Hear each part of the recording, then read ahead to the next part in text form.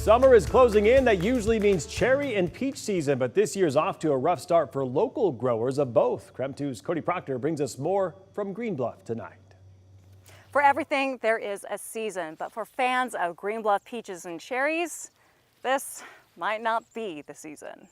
Green Bluff farmer Derek Hansen knows a thing or two about cherries. He and his dad planted the first cherry tree at Hansen's Green Bluff orchard north of Spokane nearly 40 years ago.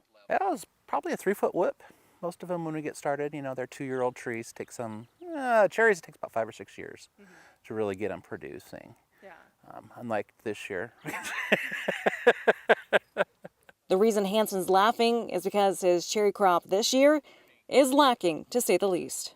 Got probably enough cherries for the birds if we're lucky, and we didn't even have a single peach blossom on any of our trees. In fact, a lot of our trees actually died. This year's been a tough season for his cherries and peaches, and he's not the only one on the bluff seeing it. So what's to blame? Hansen says the extreme drop in temperatures we experienced back in January did a number on his trees, with temperatures diving into the sub-zero realm. Peaches, if we hit about 25 below zero, it'll just kill the tree dead.